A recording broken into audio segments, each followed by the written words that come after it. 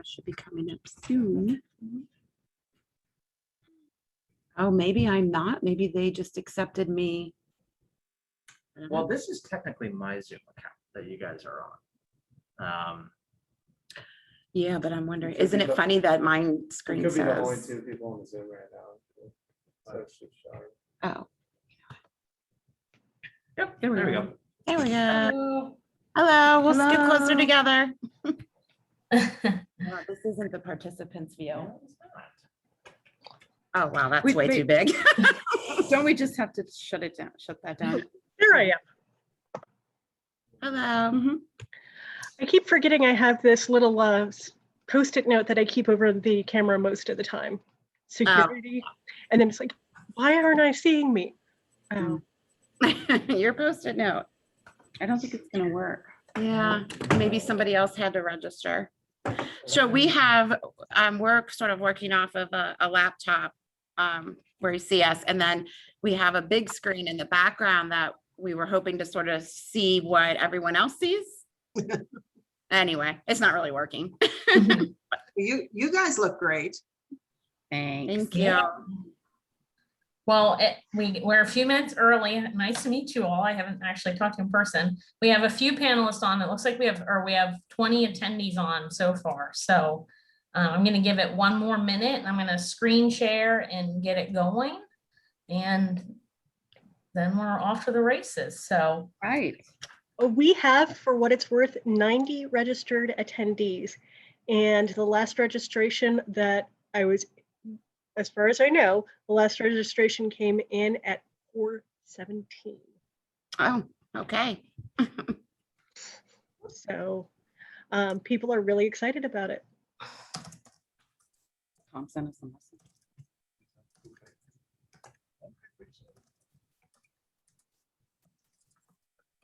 So is this you? Okay. So, yeah, because you guys are seeing everyone, I think everyone here is a co-panelist with you. You won't necessarily see the rest of the audience. Do we have to And I look would this actually way? Otherwise, recommend Oh, yeah, having yeah. the chat closed, because I think that's going to be pretty distracting. I'll tell Jackson to go away. I can't do that. Yeah, just a little bit of housekeeping before we get properly started. And I think there's going to be an official version of this later, but as we are already recording, I wanted to let everybody know we are and will continue to be recording this. Appreciate that. thanks, Hope. Okay, 1 second. Oh, I am sharing my screen. Okay, so you're seeing the echoes of yourself. I didn't realize that.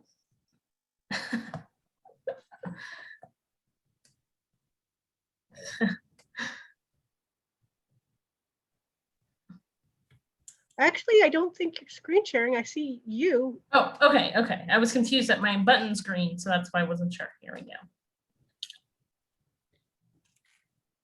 And then Kyle, when we do the video, we hit share screen here.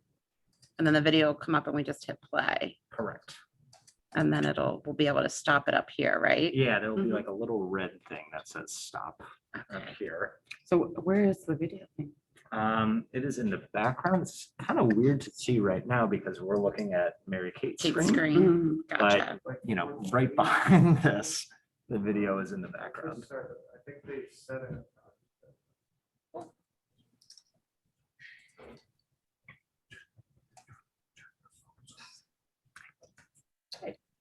So, hello, everybody.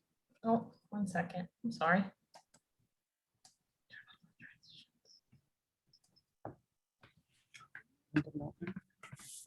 Hello, everyone. My name is Mary Kate Jennis, and I am the Vice President of Development on the board of the local League of Women Voters, Cincinnati area here. And we're really excited to welcome you to the 2021 Making Democracy Work celebration. We're here tonight to honor Sherry Poland and Sally Krisel with the Hamilton County Board of Elections. And then we'll hear from our Secretary of State, Mr. Frank LaRose. So we're, like I said, we're really excited for the evening ahead. This is the first virtual event we've had for this Making Democracy Work, and the first keynote we've had in a while. So we're excited. Before we can really get started, I just wanted to mention a few things. Since this is a webinar, you know, we cannot see you, but you can see us. But that doesn't mean we don't want to hear from you. So you'll see the chat. There's the chat at the bottom. Feel free to introduce yourself and tell us where you're from. Feel free to keep the chat going throughout the event. However, keep it civil, please. As Hope just mentioned, this is recorded event, so everything will be saved and recorded. We also have the Q&A function at the bottom of your screen. With the Q&A function, that will be used. You can put in your questions that will be asked to Mr. LaRose at the end of his presentation. We will only get to a few questions, so we'll try to combine or wrap them up, but please feel free to enter your questions into the Q&A. Also, there's still time to get your democracy goodies here tonight. We have a lot of things that I think are a lot of fun. Firstly is the raffle. So what you see, the picture isn't necessarily of the raffle items, but everyone that has been registered for the event and is attending now, so all of you here have automatically gotten one raffle entry, but there's still time to buy more raffle entries on the Eventbrite page. So you can do that until 5:30. Then we're going to pull the raffle at the end of the event. So that will announce the winner. You don't necessarily have to be here for that announcement, but obviously we want you to stay. If you happen to know that someone couldn't make it and their name gets announced, just let me know. But we will obviously reach out to them as well. So what's in that raffle? There's some fun stuff in the raffle basket. Well, the first easy two things, you get a few drinks. You will get a league shirt, not quite like this one, but we have a few options for you to choose from. You'll get these cool vote socks, and which were purchased from an organization that then donates some of the purchase to two different nonprofit organizations. Excuse me, I'm leaning out of the frame. And then this very cool art print book. So you'll see that we have these art prints in various formats, but the raffle winner actually gets a book that has all of Manisi Wall's prints that we just love, and also some history about all the prints. So, and then the best for last of the raffle, you also get a year membership to the League of Women Voters of the Cincinnati area. So lots of good stuff. Like I said, there's still time to buy your additional raffle tickets. You can buy as many as you want for $10 each on the Eventbrite site. If you have any issues, just shoot us the chat or Q&A if you're trying to buy them and you have a problem. There's also still time to buy the Making Democracy Work Kit, which is what you're seeing here. You can also do that on the Eventbrite or shoot us a message. So in that kit, sorry again for my reaching out of frame. In that kit, we have some goodies like tips for voters. You got a bumper sticker. You have a card version of one of the prints. A very handy pocket constitution. This one looks a little different than the one on the screen.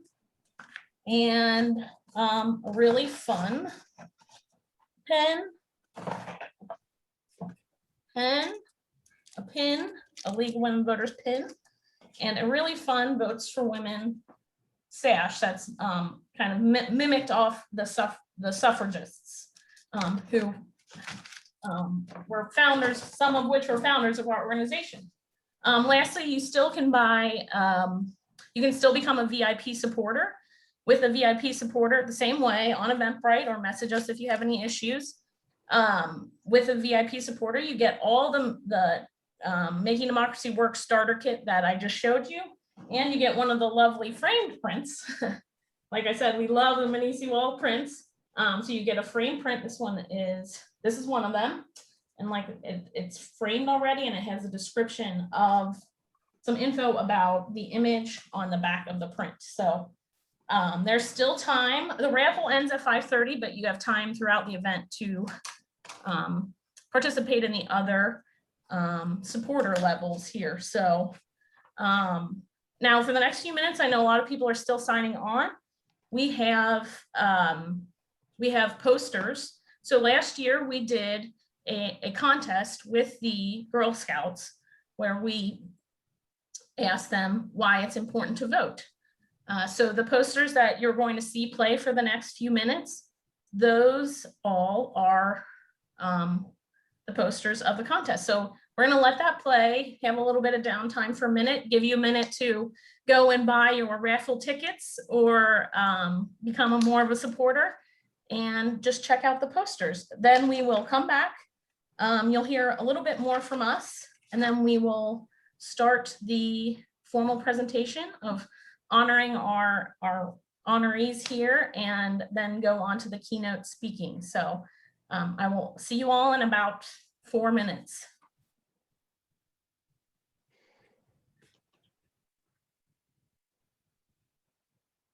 Oh, sorry. Let me get us some music on.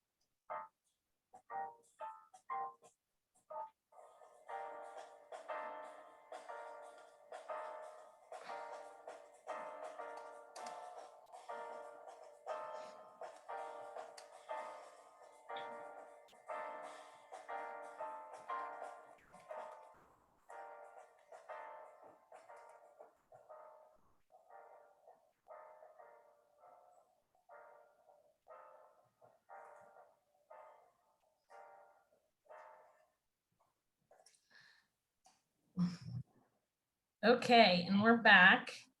Oh, I'm sorry. One second. So,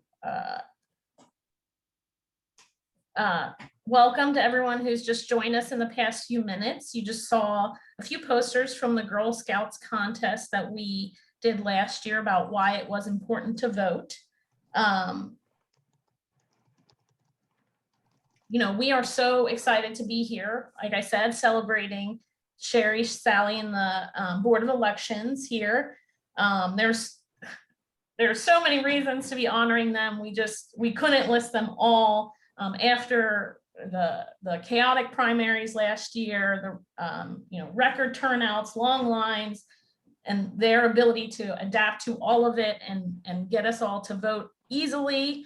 On our end, it was amazing. So we're so excited to honor them and excited to hear from our Secretary of State. Again, there's still a little bit of time to buy additional raffle tickets and become a supporter on other levels. But first, before we really get started, I just wanted to first tell you a little bit more about the league. I know there's a few people, or there's a lot of people on the call that might not be as familiar with the league. So I have a short video to play here, just 1 minute long. Share my full screen. Go from there.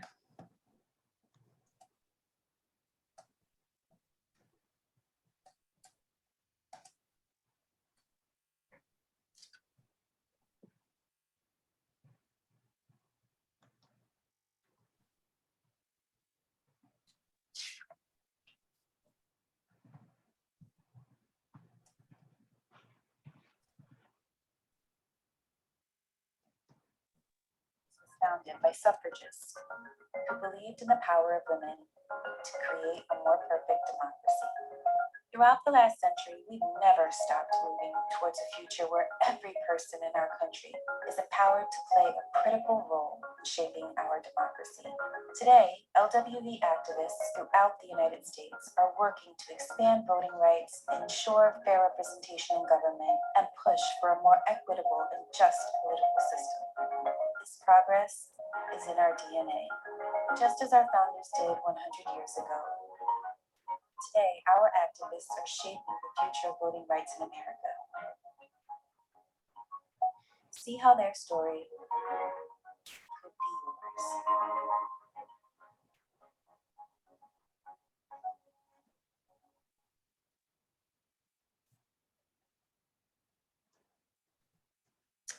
So like I said, just very quick video telling you a little bit from national about what we do. We are a national organization and we do a lot locally as well. So I just wanted to tell you about a few things we do every year and especially last year. So we do the voter guide every year, as most of you are probably aware. Even last year, we were able to spread the word more with more donations and more support. We were able to have billboards and bus ads to get the word out about critical voting information on Vote 411. We register voters at naturalization services. We register new citizens there, which is something we absolutely love to do.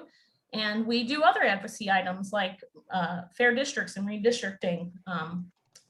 We support our state league in doing that mostly. Last year, we were also able to adapt to the pandemic with by providing voting information in food boxes that went out at Cincinnati public schools. We posted posters with voting information in barbershops and salons. We are able to do so many good things to help the citizens of Cincinnati vote, or the Hamilton County area. And it's all thanks to your support.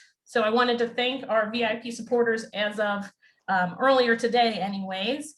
Here, Victoria McCreary Hall, myself, Alice Schneider, Jenny Dennison, Emily Toby, Melissa Currents, Thomas Jackson, Carolyn Miller, Jean Seepate, Antoinette Asmus, Carly Hilliard, Elizabeth Brown, Mary Kay Gardner, Marley Muse, and Tim Vieser.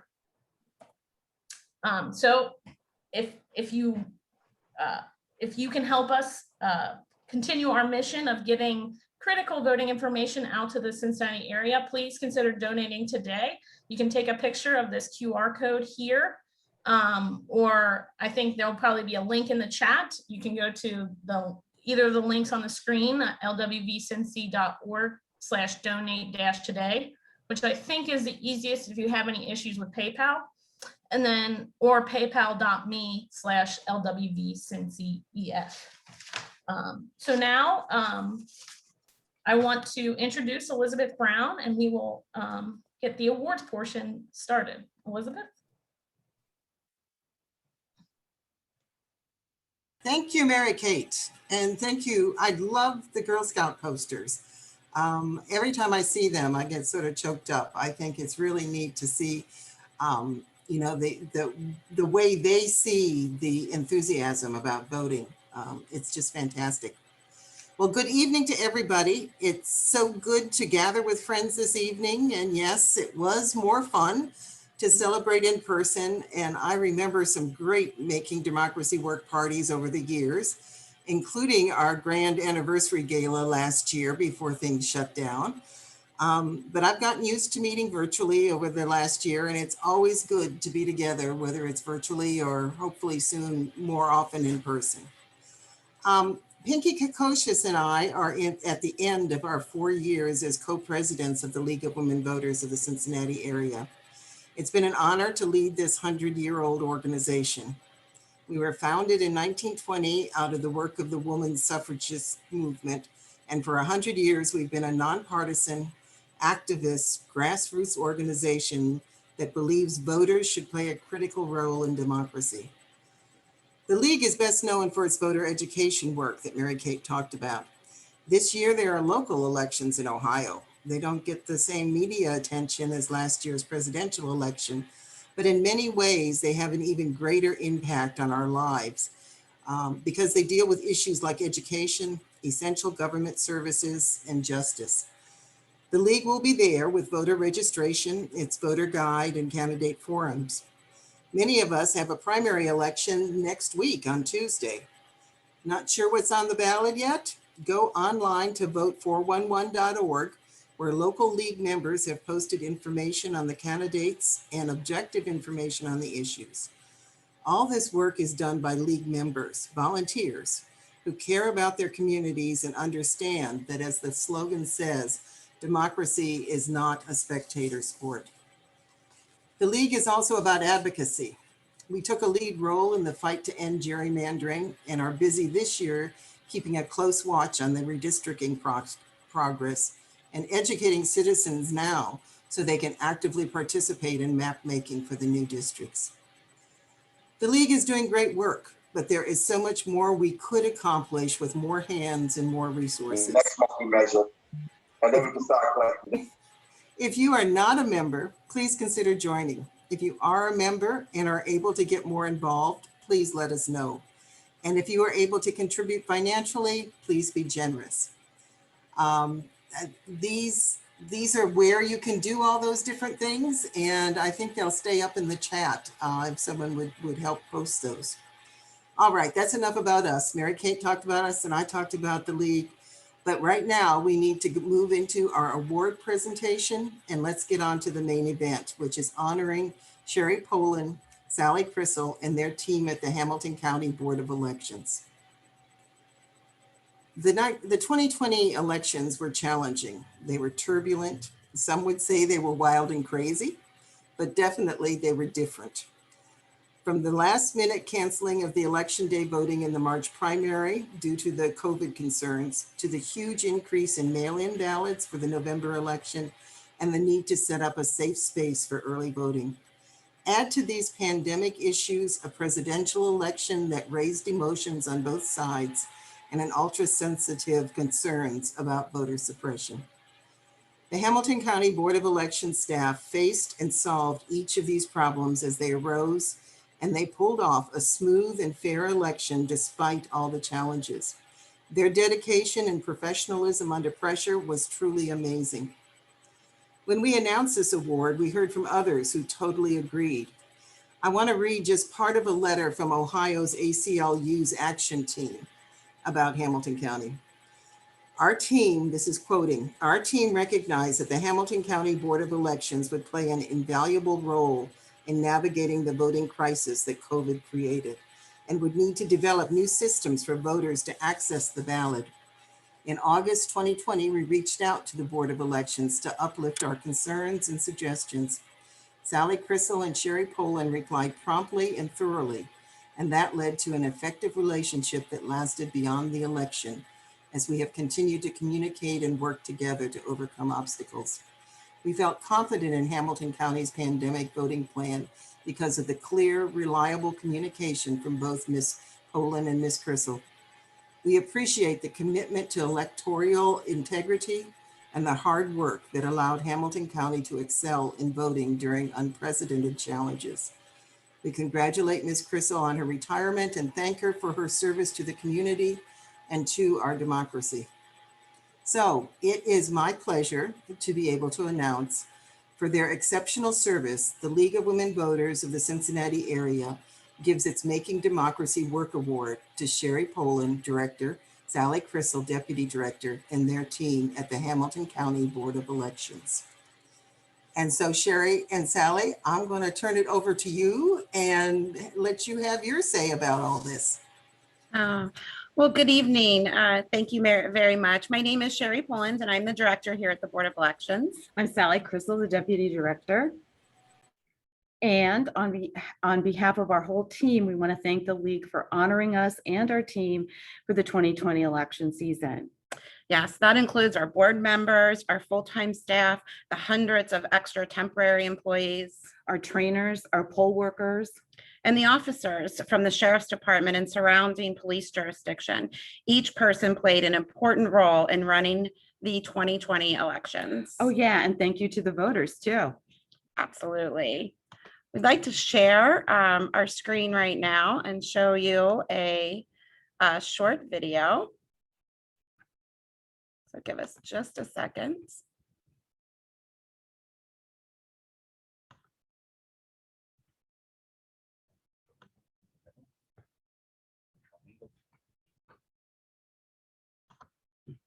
Okay, we'd like to give you a behind the scenes tour and introduce you to our dedicated team. Our front office staff will greet you with a smile when registering to vote, filing petitions to run for office, or filing campaign finance reports. They are always happy to help. Our HR officer and fiscal officer ensure we have the proper staffing and supplies to run each election in Hamilton County. This was no easy task during 2020 when we needed a small army and a mountain of PPE supplies. Now more than ever, technology plays a crucial role in elections. Our IT team keeps our software and hardware operating securely and accurately. We also have a robust website and social media program to keep voters informed. Now, let's show you where voting begins, with registration. The work of our registration department never ends, as they receive new registrations and changes daily. Voters may register using paper forms or online. All registrations are processed by one team member and then proofed and edited by another. Registration forms are retained permanently. This is tedious work, but maintaining accurate voter rolls is an incredibly important function of our office. Our precinct election official, AKA poll worker department, recruits and trains over 2,500 poll workers for each countywide election. It takes a lot of brainstorming and creativity to recruit poll workers. We have many successful recruitment programs, such as our Youth at the Booth program, Partners in Democracy, Devoted to Service, and CLE with the BOE. Thousands of the poll workers stepped up and answered the call to serve on Election Day, November 3rd, 2020. We even had a few hundred extra standby poll workers ready to be deployed wherever needed. Absentee voting by mail broke all records in 2020. This is the department that reviewed every application to ensure the voter was registered and that the information on the application matched the voter's information contained in the voter registration system before even mailing a ballot. We also have a team of dedicated to ensuring that those that are confined have access to voting. This includes voters in nursing homes, jails, or hospitals. We also have a early in-person voting call center because these two processes have become so popular. In the 2020 election cycle, our call center was staffed with over 20 employees 6 days a week. And this is our vote counting room. This is where the ballots are counted. There's a dual access locking system. It takes one member from each political party to unlock the door and enter the room. And of course, the voting system is never connected to the internet. Our polling location department secures over 300 polling locations for each countywide election so that we may bring voting to the community on election day. The locations are evaluated every 2 years for ADA compliance, and troubleshooters are in the field on election day to inspect and ensure that continued compliance. Welcome to the print shop and mailroom, where we print and assemble the thousands of documents that are distributed to each polling location. And when mailing ballots to voters, we deliver those directly to the USPS Dalton Street Post Office. Once those voted ballots are returned to the BOE for counting, they're processed in our Agilis room. This large machine captures an image of the ID envelope containing the ballot so the voter's information can be verified before the ballot is removed from the envelope. Remember the mountain of PPE we just mentioned? Well, staff is hard at work assembling those same supplies for the May 4th primary/special election, in addition to our standard election supplies, and of course, the all-important I voted today stickers. Next, we have our equipment teams as they prepare and test each piece of voting equipment before it is distributed to the polling places. There are many checklists and audits conducted to ensure the equipment is functioning properly and delivered to the correct polling place. In addition to the voting equipment, the electronic poll books used to check in voters on election day are also tested and properly prepared. These same bipartisan staff members are out in the field from 5 a.m. to 8 p.m. on election day, ready to quickly assist the poll workers with any situations that may arise. Remember those 2,500 poll workers we mentioned before? Well, they also need to be trained. Training that number of people in our training center just wasn't safe during the pandemic. So we upgraded our poll worker online refresher course and assigned experienced poll workers to the online course. This allowed us to train new poll workers or those that did not have access to the internet in a safe environment where they could get hands-on experience. And last but not least, our new early vote center opened for the November 2020 election. It's double the size of our former location with 15,000 square feet. This large space allowed us to keep the same number of check-in stations and voting booths we had originally planned on allocating prior to the pandemic. And it allowed us to keep voters and staff safe by practicing social distancing. We were able to process as many as 600 voters an hour, and a total of over 80,000 voters cast their ballots early in person during the November 2020 election cycle. We hope you enjoyed your tour and meeting our team. Sally? And a big shout out to Kyle, Jay, and Umera for doing the video filming. We really appreciate that. The presidential elections are always challenging to administer, but conducting a presidential during the primary and general election during a pandemic was a monumental task. In March 2020, the primary was delayed until April 28th. That off again, on again election had everybody confused, and our staff and poll workers were ready to open on the 17th. But the election was stopped by and canceled by the state medical director. It took about a week and much conversation between the Secretary of State and the state legislature to extend the election to April 28th. All voting was absentee by mail, except for persons with disabilities, homeless voters, or voters that requested an absentee ballot but did not receive it. We conducted in-person voting with COVID-19 protections in place, voted about 600 voters on April 28th, and overall 121,320 voters by mail. This experience made us realize that we had to plan big time for the upcoming November 3rd presidential election. We didn't know what to expect. We didn't know if there would be early voting, in-person voting, voting by mail, or voting at the precincts on election day. So we jumped into action, and we realized one of the most critical aspects would be to find that safe early voting space that we could maintain the social distancing. And we worked with the Hamilton County Board of Commissioners and with county administration and our landlord. And we were very lucky to be able to secure space right here in the same complex. We also contacted all of our poll workers. We did this early summer. We understood if they needed to sit out the election in November of 2020, but we needed to know that early summer so that we could make proper plans. We also contacted our polling places to let them know we would be coming on November 3rd, and we still needed to use their location. And happy to report, we only lost a handful. We also had to take a look at what resources would we need, everything from security, equipment, electricity, lighting, voting booths, and other supplies for the new voting center. This included the search for PPE, enough supplies to staff our location, the polling locations on election day, and early voting.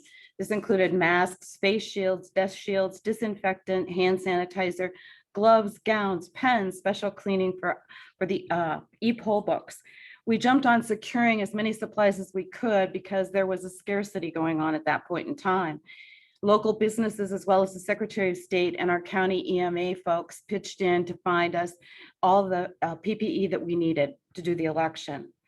Our staff redesigned all the polling locations to allow social distancing for voting at the precincts, doing layouts for the poll workers to follow.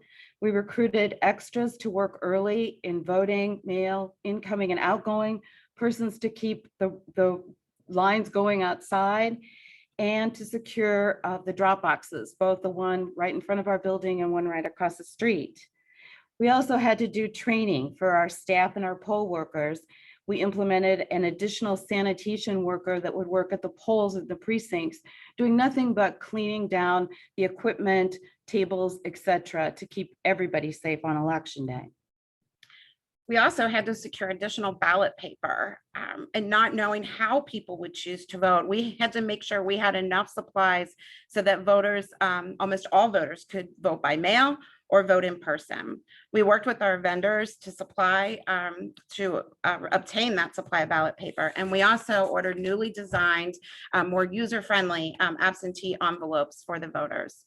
We divided our main office into different sections to keep everyone safe. We had a section to process voting by mail applications, to test and program election equipment, to process returned voted absentee ballots, to review and prepare voted ballots for scanning, to actually scan those ballots in preparation for the election night count.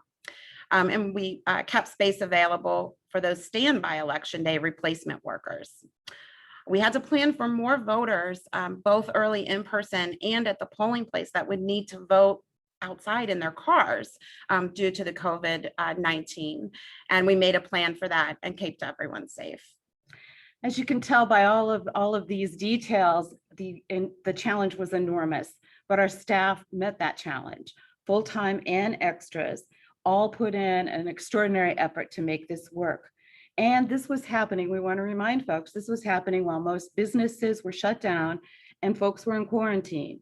Our staff did not have that option, and they rose to the occasion to make sure that the election could go on and everyone who wanted a chance to vote could vote. The final stats are absentee voting by mail. We had 250,866 voters. That included the 80,500 and some that voted in person at our voting center.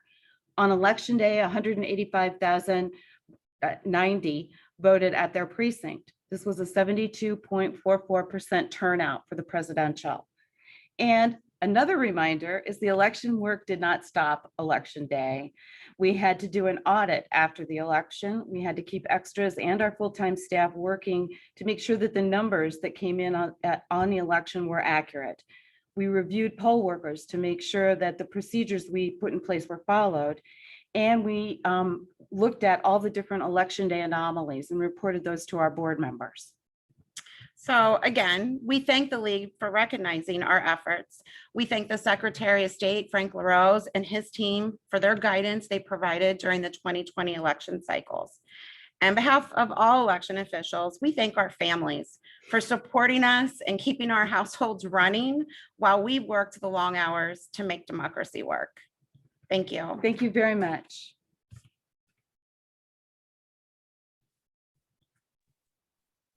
Thank you guys so much. Congratulations. Congratulations, Sherry and Sally and the whole Board of Elections team.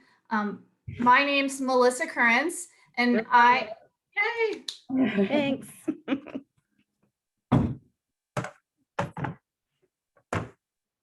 My name's Melissa Currens and I'm a past president of the League of Women Voters of the of the Cincinnati area and on the board of the League of Women Voters of the United States. And it is now my pleasure to introduce our keynote speaker, Ohio Secretary of State Frank LaRose.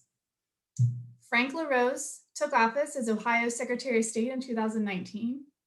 Prior to being elected to statewide office, he served 2 terms in the state Senate representing the 27th Senate District in Northeast Ohio.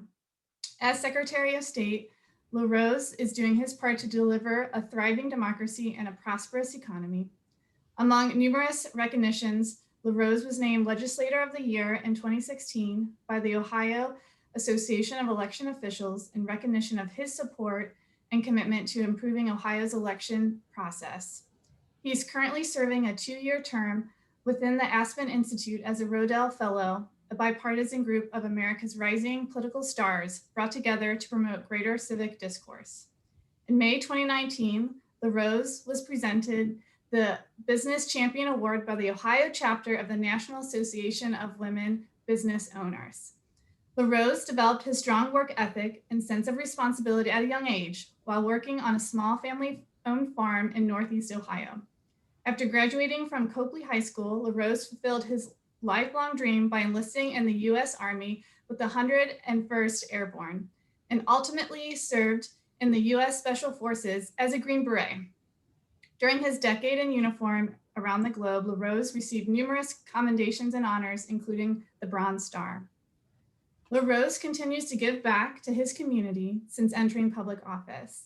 He is now Junior Vice Commander of the Fairlawn VFW, and as an Eagle Scout himself, Frank serves on the executive board for his local Boy Scouts of America Council. LaRose, a native of Northeast Ohio, graduated from The Ohio State University with a degree in consumer affairs and business.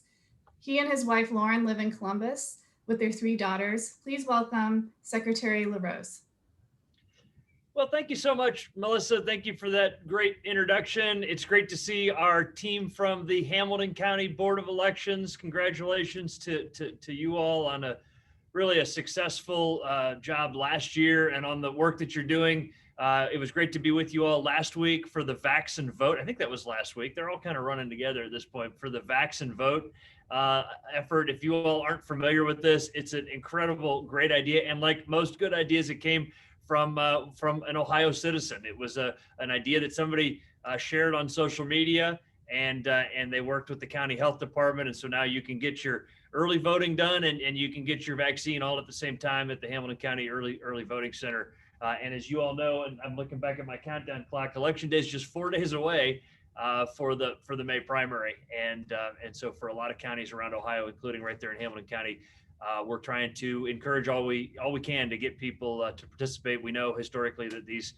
odd numbered years tend to feature a lower voter participation rate. So we're trying to do all we can to try to encourage turnout and get people to participate in the election. So I want to talk about a couple things and then get to the questions that you all have. And naturally, we're going to talk mostly about elections, but I do want to just start with really the 2 missions that our office has. We do 2 things at the Secretary of State's office. It was my 9-year-old that figured this out. One of her friends at school said, "I saw your daddy on the news. Why? What does he do?" And my daughter said, "Daddy helps people vote and start businesses." And so that was the easiest way to describe it. Sometimes in government, we tend to overcomplicate things, but Hadley was right. My job is to help people vote and to help people start businesses. And I'm happy to report that last year we did more of both than we've ever had in our entire history as a state. Now think about that. In 2020, when it was the most uncertainty, difficulty that any of us have faced in our lifetime as a state, as a nation, as a culture, we had more voting and more more small business formation than we've ever had. On the small business side, Ohio had 171,000 new businesses start at the Secretary of State's office, and that's just good news for entrepreneurship, that people are wanting to participate in Ohio's free market economy, and something that we're proud of. And I was with a group of great young entrepreneurs just yesterday in Dayton that are doing incredible things, and it was great to be there to encourage them. Obviously, the League of Women Voters is most focused on the civic life of our state and our responsibility and role as active participants in our election. And so I'm proud to report that last year we shattered all previous records for participation, but also in many other metrics as well. And think about this, it's never been harder to run elections than it was in 2020. And it's not hyperbole. A friend of mine, the former Kentucky Secretary of State, wrote a column in The Economist magazine last year. He talked about 2020 as the stress test for American democracy. He said, if you were to put a group of academics together and come up with the worst case scenario, this reminds me of the simulations that we would do in the military. If you were to come up with the worst case scenario to really test how well our elections administrators can do their jobs, to test how well our chief elections officers, our poll workers can do their jobs, it would look a lot like the 2020 election. We were up against really every difficulty you could think of. And long before there was a pandemic, we knew that 2020 was going to be challenging. I mean, think about this.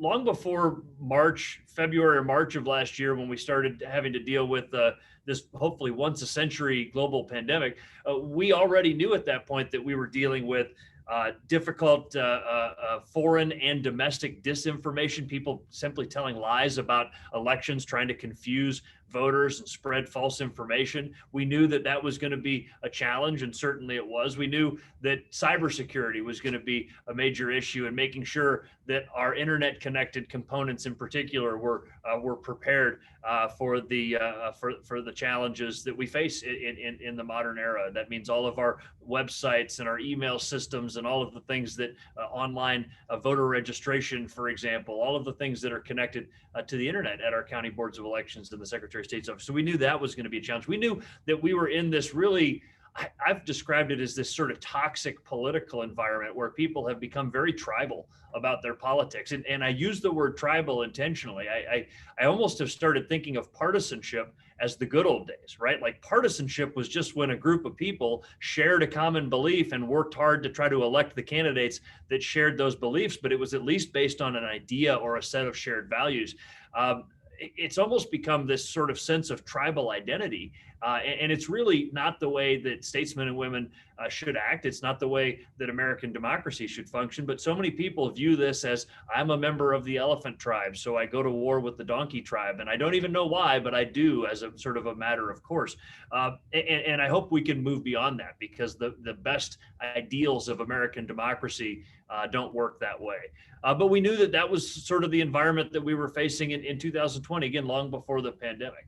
We knew that we were just going to face logistical challenges. It's always hard to run a presidential election in Ohio. We know that the eyes of the world tend to be on Ohio. We know that Ohioans are going to show up in very large numbers, and that's a great thing that we celebrate, but it brings with it some logistical challenges for our boards of elections. And so long before March, we knew it was going to be hard. But of course, it kept getting harder, right? We now can look back and think about all of the things that we didn't know in March, right? None of us were around for the Spanish flu, right? So there wasn't like a binder we could take off the shelf and consult for how do you run an election in the midst of a global pandemic. And so we did what Ohio elections officials do best. We were creative and resilient. We built on a really strong foundation, candidly. Ohio has had a strong track record now for many years. And by the way, the League of Women Voters has been a big part of this in really setting up what can only be called some of the best election laws in the country, most permissive, but also that right balance where Ohioans know that it's not only convenient and accessible, but it's also secure and an honest process. We built on that 20 years or more of putting good laws in place. The professionalization of Ohio's elections administrators that has occurred really in earnest over the last few decades, such that really at most of our county boards of elections, you've got this really dedicated team of people who have really devoted their professional lives to elections administration. It is what they do and who they are. That maybe wasn't the case decades ago, but it is today. And the people that work at our county boards of elections are some of the best anywhere in the country. I would put them up against anyone anywhere in the country because Ohio knows how to do it right. And again, we've been in the national spotlight for so long. We know that this is something that we can't take any chances with. Ohio has invested in voting technology. We spent $115 million just 3 years ago so that all 88 counties could buy new voting equipment. I was proud to get that bill done. And just a few years before that, we spent millions of dollars to invest in electronic poll books for every polling location. And so again, Ohio was already in a good spot, but we had to be extra creative when it came to the challenges of the pandemic. We started this thing called the Ready for November Task Force, and the simple mission was just that, to be ready for November. We brought our elections officials together on a weekly call, and then we brought in subject matter experts from the U.S. Centers for Disease Control, the Ohio Department of Health, our county health departments. We brought in, logisticians, and even, we want to try to always avoid lines, but we know that in some cases that lines are effective life. So we brought in the line experts from Cedar Point and Kings Island, because who's better at managing lines than the folks that run the amusement parks? And they brought some great ideas. And we ultimately put in place a 61-point checklist that every county board of elections was required to follow. Any of you that have worked with me know that I'm a big believer in checklists. It's kind of this very simple little trick for organizing a complex set of ideas and getting it right. And so every county board of elections was given this checklist to follow. And as a result of that, we were ready to say that every voter in Ohio should feel safe and confident going to vote. If you feel comfortable going to your grocery store, you should feel comfortable coming to your polling location, was the line that I used often. And we also fielded tons of personal protective equipment, literally tons of personal protective equipment. We recruited a whole new generation of poll workers with these 5 different recruiting programs that we launched. League of Women Voters was of course very much involved with helping to recruit poll workers. We even did things like got very creative about voter registration. In a year that you can't really, it's just hard to go out with clipboards and register voters at the fairgrounds or go door to door or whatever else. We had to get creative about it. And so we launched a couple programs that I was really proud of. One of them, you can see a couple beer bottles behind me. It's not because I've been drinking on the job, although sometimes that's tempting, but it's not that. These are the beer bottles from our Raise a Glass for Democracy initiative, where we partnered with Ohio craft brewers all over the state. And actually the lead on it was Rheingeist right there in Cincinnati. But what happened was by the end of it, we had, I think, 75 or 80 different craft brewers in the state that all throughout the summer were producing cans and bottles with the message on it that says every vote matters. And then on the back of your beer bottle or beer can was information about how to get registered to vote and when the Ohio voter registration deadline. And then along with that, at their brew pubs and beer gardens and all the different things, they had posters and signs. In fact, we even had one where all the waiters and waitresses were wearing a t-shirt. I'm pointing it, you can't see it, but here in my office, I've got one of those t-shirts where all the waiters and waitresses were wearing t-shirts that said every vote counts and had information on the back about how to get registered. And then the added benefit for me was I got to go around to a bunch of different craft brewers last summer to highlight that. And that was a nice thing as well. But we also partnered with barbershops and beauty salons, an initiative that we called Styling for Democracy. The idea was, where do people talk politics? Well, in a brew pub, in a barbershop, in a beauty salon, those are kind of places that people talk politics. So let's capture their attention right there and get them registered to vote. There's a guy here in Columbus, a fellow veteran. He owns a barbershop called A Cut Above the Rest. His name is Al Edmondson, and he registered over 2,000 voters right there in his barbershop over the summer and fall of last year. And so again, as a result of that, we were able to see some really good numbers on voter registration in Ohio. So the point is this. We set a very simple kind of mantra that also comes from my time in the military. I kept telling our team, my old saying in the Army was, you sweat in peacetime so you don't bleed in battle. It's a simple idea about preparation. You sweat in peacetime so you don't bleed in battle. And if you do the preparation that you need to do, then you'll be ready when the big day comes. And so we did our sweating all summer of last summer, and we were ready for battle, if you will, for election day and for early voting month leading up to it. And what did it result in? It resulted quite plainly in Ohio's most successful election ever. And again, that's not hyperbole. You can only call what we had last year Ohio's most successful election. Let me quantify that for you. More participation than we've ever seen. Certainly that's one of the things that I use to define success. 6 million registered voters, 74%, but also record numbers of poll workers. In a year that we were worried we may have a scarcity, we had 56,000 poll workers and were able to open every one of Ohio's 4,000 polling locations right on time. We also had record lows in things like the rejection rate for absentee ballot mistakes. That's a fact of life, that when voters fill out an absentee ballot request form, or when they fill in the form to mail back their ballot, that security envelope, they can make a mistake. Certainly in a year where we had a record number of new absentee voters, we knew that we could expect that. And so we were very intentional about it. We worked with the boards of elections to put new procedures in place for curing those and getting those right. We also redesigned the instruction form. Sorry for any lawyers on the line, but we took the lawyers out of designing the instruction form and we put the graphic designers in charge. Of course, our lawyers still reviewed it to make sure that it was right. But the old form, if you remember, the old form that came with the absentee ballot envelope was pretty esoteric. It was kind of hard to sort through. We turned it into a checklist and just made it a really easy thing. And as a result of that, we took that error rate, that rejection rate, from 1%, where it had been traditionally, down to 0.42%. Which is cutting it more than in half, a record low. We had a record low number for provisional ballots, for example. So in all of these different metrics that you can point to, Ohio had an absolutely stunning success, and we don't rest on that. And let me end on this. Ohio is a national leader. We're a recognized national leader for a reason, because we've been intentional about it. We've worked hard at it. And because of the advocacy of groups like you all in the League of Women Voters that have pushed for good laws to get passed in Ohio to move us in the right direction. We truly have a good balance here in Ohio. And what I mean by that is that some have offered this false choice. Again, some with their own political motivations have said you have to either choose a secure election or a convenient and accessible election. And I reject that entire premise. I say that you can have both. We have both in Ohio. We have that good balance where our elections are secure and trustworthy. And whether your favorite candidate wins or loses, Ohioans know that it's an honest process. But we also have an election that's truly accessible with 216 hours of early voting, evening hours, weekend hours. There are only 5 states in the whole nation that offer Sunday voting, and we're one of them. There are only 20 states in the nation that have Saturday voting, and we're one of them. Not every state has no-fault absentee voting, but we do. We have online voter registration. These are all things that make Ohio really a great state for voters, but we don't rest on that. Again, what I'm asking the state legislature to look at, and what I believe that they're going to take up, is a piece of legislation that will take a few more steps forward. One is to finally create online absentee ballot request. I have been calling on the legislature to do this since I was a member of the legislature. In fact, 7 years ago, I drafted my first legislation to create online absentee ballot request. It is time, it is long since past time that we do that.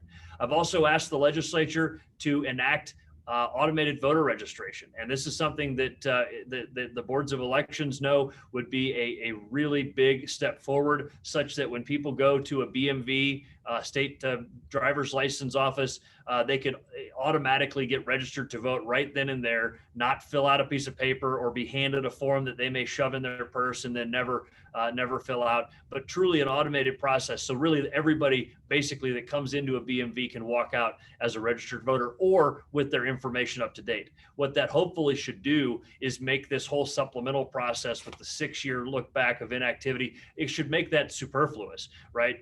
Because you have to go into a BMV at least every 5 years. We know not 100% of Ohioans do that, but a large, massive majority in the 90% range will be in a BMV at least once every 5 years. And so that gives us a chance to get your address up to date, make sure that you're still around and keep you as a current and active registered voter in the state of Ohio, which again would be another great step forward. There's also a couple things that the legislature is looking at in response to the concerns that the Ohio Association of Elections Officials in a bipartisan way has raised over the years, such as the logistical challenges of having voting continue on the Monday before Election Day, or the logistical challenges of allowing people to request an absentee ballot so late that they're going to get it the day or two after the election and effectively lose their chance to cast that ballot. So there's a whole variety of things that we can do to take and polish what we already have, which is one of the best systems of elections anywhere in the country, and make it even better.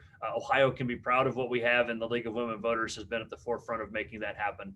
Election rights matter, and you all are the ones that have fought to make that happen. So I look forward to the questions that you all have for me.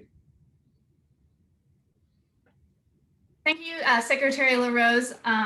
I think it was really great. I don't know if you got to watch the video of what Sally and Sherry shared of just the all the logistics that go into a local board of elections. And I think I can speak for a lot of the participants on this call. They were my eyes were wide open. I couldn't believe all that goes into a board of elections. And I do want to shout out that we have folks who are from Hamilton County on the call, but also I've seen in the chat Warren County and Claremont County folks as well. So we got Southwest Ohio. From Warren County just yesterday. So good to hear from you, Warren County. So I think the first question, we've gotten a lot of questions around just like resource allocations for Board of Elections. Can you talk a little bit about that? Is it based on population? There's a question about are boards of elections able to stay current with technology and how society's changing, especially with the pandemic? Sure. Can you speak to that? Yeah, so first of all, one of the things I've been really intentional about is any chance I get to push resources to the county boards of elections, I do just that. And this comes from, again, sorry to keep going back to this, but it comes from my time in the military. I was a Green Beret. I was one of those guys and gals that are right out there sort of engaging with our foreign adversaries. And it would always bother me when there was something that we didn't have and we're the ones out there squeezing triggers on a daily basis. And then you go back to the headquarters where people sit at desks and they've got like the coolest new scope on their rifle. And you're like, wait a second, you've never even fired that thing. What's that for?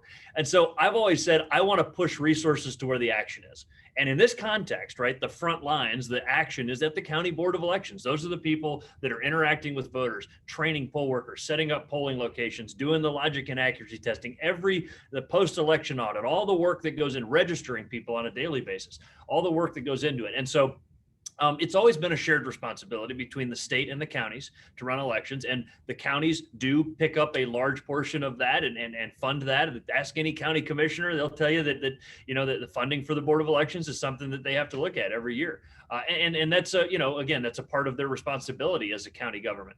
But also, there's things that the state government can do. I've sponsored numerous pieces of legislation over the years. Again, the fact that we spent $115 million as a state to buy new voting equipment was the envy of the rest of the country. I had other secretaries coming up to me at the National Secretary of State Conference over the years and saying, how did you convince your legislature to do that? I can't get them to spend a dime. You guys got $115 million for new voting equipment. Poll worker training is something that the state picks up some of the portion of. When we got federal HAVA money, and the team at the Board of Elections can back me up on this, I pushed it out without a bunch of strings attached. I don't want people to have to stand on one leg and rub their belly and pat their head at the same time in order to get the check. I want them to have the resources so that they can spend it. And that's something that we've done. I'm actually just about to, this is news, I'm just about to go to the control on getting funding for continued monitoring for the Albert sensors, which is an important component of our cybersecurity. And by the way, it's a commitment that I've made to the boards of elections in the past that we're going to work to continue helping cover the cost of that monitoring for effectively the cybersecurity burglar alarm for our county boards of elections. And so those are just some examples. When it comes to technology, the boards of elections represent Ohio and its great diversity, right? You've got boards of elections in certain parts of our state that amount to two people, one from each party. They work in the courthouse basement and they're not even full-time. They can only afford maybe 30 hours a week or whatever to keep the board staff. And then we have boards of elections with 100+ employees in a big office building and a big sophisticated team. And it's everything in between, right? What they all have in common, or almost all of them, and some have needed a little bit of love and encouragement, but what they mostly all have in common is the sense of mission and dedication to the work. And so we've worked to try to bring everybody up to one standard with cybersecurity. It's been a struggle. I've asked our boards of elections to do a lot over the last couple of years, but we're really considered kind of the example for other states to follow. U.S. Department of Homeland Security has been telling other states, follow Ohio's example. See if you can do what Ohio does as it relates to it. It's been a ton of work, but again, we're kind of at the cutting edge as it relates to at least the cybersecurity component of it and making sure that we're ready. Great. So I think we've also been getting questions about drop boxes, and as you know, the League of Women Voters was supporting having more than one drop box in each county. How are you feeling about that now? Do you think that's a possibility? I hope so. And that's something that I've been for a long time. But what it has to happen is it has to happen as a result of state law, not via executive action. Let me describe the scenario that we faced last year and what actually happened last year that sometimes gets lost in the messaging and some of the partisan rhetoric that some people throw around. Last year, we massively expanded the use of drop boxes in Ohio. Every county board of elections now in the state has them. Most of them have multiple drop boxes at their county board of elections office so that people can come 24 hours a day, 7 days a week, and deposit their ballot, or for that matter, their absentee ballot request form or their voter registration form. And that's a big improvement. Prior to last year, I think there was only 5 or 6 counties in the whole state that made them available. They were mostly in our big urban areas, and now every voter in every county in Ohio has access to them. Here's what the law says, though, because I don't make the laws anymore. I execute. You all know this. I'm an executive office holder. My job is to carry out the laws as they're written by the legislature, and I think that executive overreach is a dangerous thing and shouldn't be something that I abide myself. The law says this. My Boy Scout handbook, as it relates to the work I do, is Title 35. And the law says there are 3 ways to return an absentee ballot. This has been unchanged for a long time. The law says that you can mail it, which is what most of us do. That's what Lauren and I do. And it's the easiest way to return your ballot. And by the way, in Ohio, it's a really good system because the ballot can arrive up to 10 days after the election, as long as it's postmarked by the day before election day. And so most Ohioans know that mailing it in is the easiest way to do it. There's a mailbox at the end of your driveway or on your front porch, or from where I'm standing, I can count like 5 or 6 blue Postal Service boxes. They're all over the state. There's tens of thousands of them. That's the easiest way. You can track your ballot online. But if you don't want to mail in your ballot, there are 2 other ways the law allows you to return it. And I'm going to quote right out of the revised code. The law says you can personally deliver it to the director of the Board of Elections, or you may have a family member personally deliver it to the director of the Board of Elections. Those are the only 2 other ways that the law allows people to return an absentee ballot in Ohio. And so the Board of Elections director works at the Board of Elections, which is logically the only place that under law that I believe we could install these boxes. Now, if I were to run out and order something other than that, the boards of elections would comply with it. But here's what would happen, especially if it was only days before the election, which is what was happening last year. There would be litigation, either from the right or from the left, probably both, or there would be emergency legislation passed by the legislature because they do not like it when executive agencies overstep into what they consider the legislative prerogative, right? And so what that would have done is unleashed all kinds of uncertainty, because then they are, and then they aren't, and now they're here, and now they're not, and then there would have been all kinds of problems related to that. And so unleashing that kind of uncertainty is perhaps the most irresponsible thing that an executive office holder can do. And that's why we created a great new way for people to return their absentee ballots if they really wanted to bring them to the Board of Elections. But what we kept trying to do is encourage people to return them by mail. And one of the things that was a big disappointment was last year, what I really fought for was to try to get postage paid for those absentee ballot return envelopes.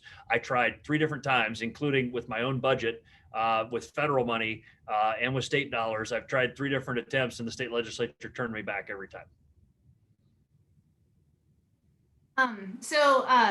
Secretary LaRose, we had some questions about, you mentioned these already, like automated voter registrations, these legislative reforms. Is there anything else you'd want to add around what you're hoping to see that the legislature does?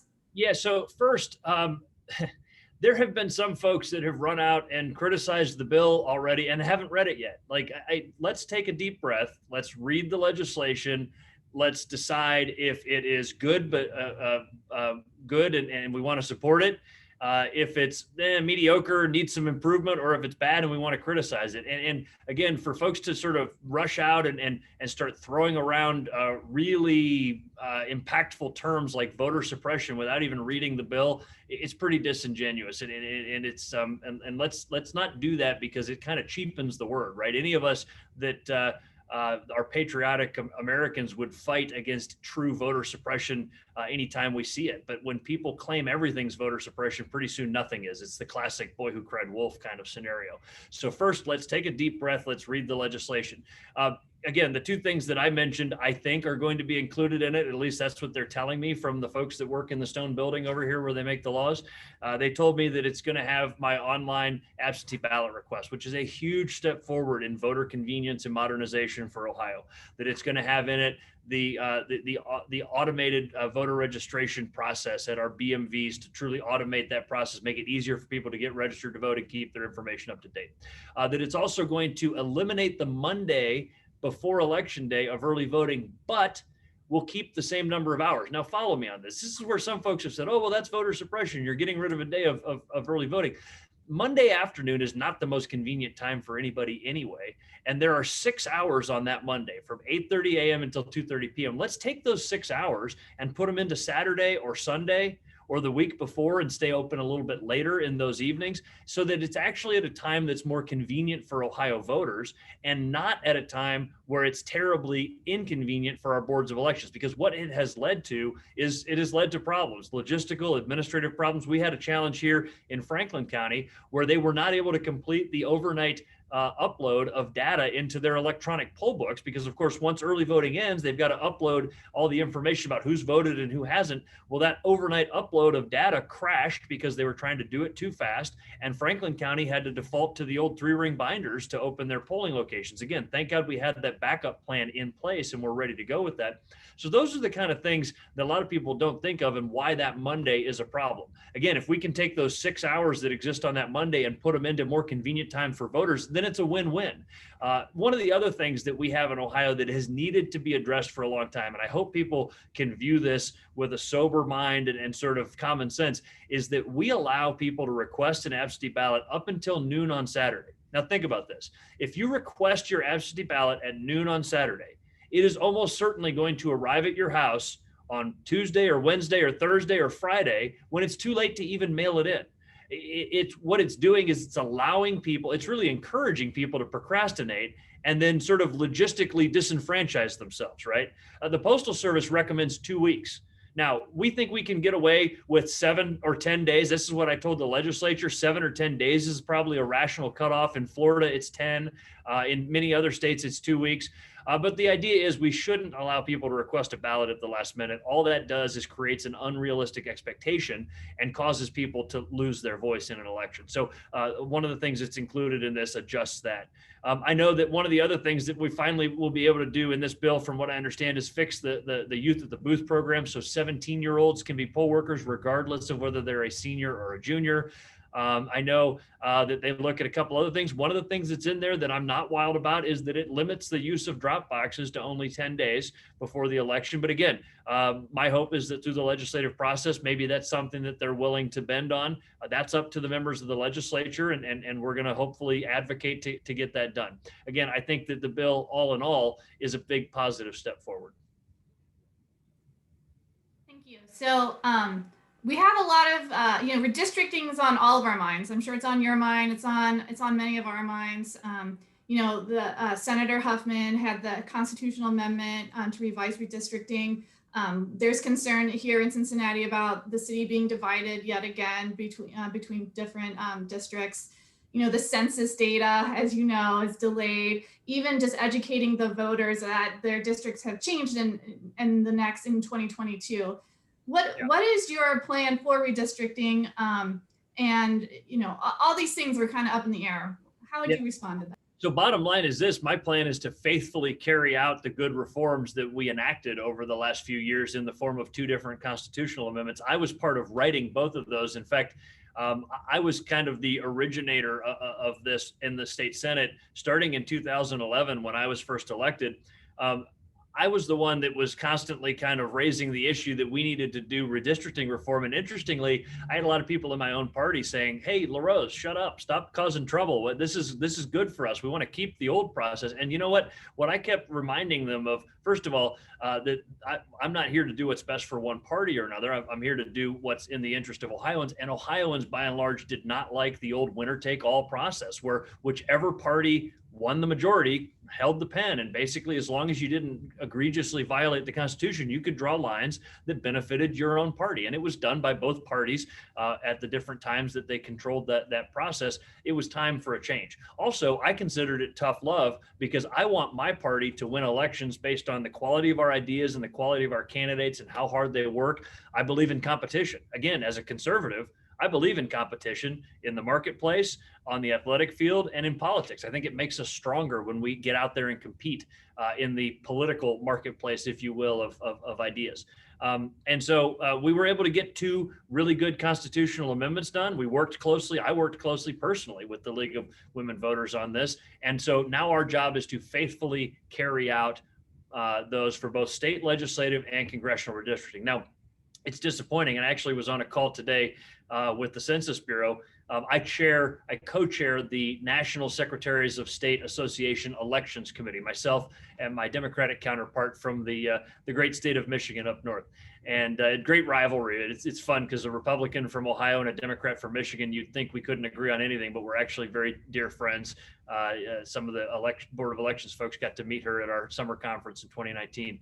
But the point is this, the Census Bureau was on there, and I said to them point blank, you're going to have to explain to me how it's going to take you an extra half a year to get you the numbers, to get us the numbers that you owe us. And they still have not given a rational explanation. Unless, at 6:30 p.m., the Census Bureau is still working, unless they're putting in evening hours and weekend hours, there's just no way they can justify to me that it's going to take them till September to get us the census data they owe us. But regardless, we can't do I guess we could use alternative lines. That would be the first, or the alternative data. That would be the first time in 218 years of Ohio statehood that we did that.